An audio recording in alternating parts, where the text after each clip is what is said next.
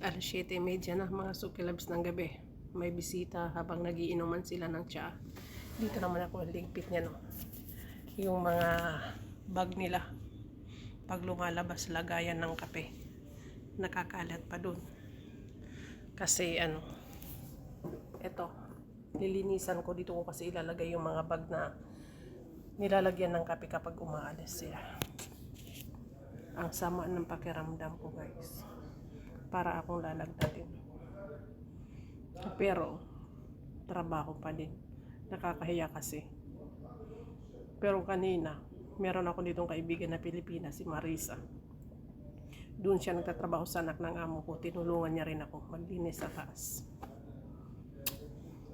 Thank you, Marisa. Tinulungan niya ako. Siya yung naglinis ng mga kwarto pati kahapon. Ay, abroad pa more. So ito ako, habang nakaupo yung mga bisita doon, nagiinuman ng tsa. Ako naman magliligpit dito kasi matagal ko na itong hindi napupunasan, sobrang kalat na. Yan ang abroad, guys.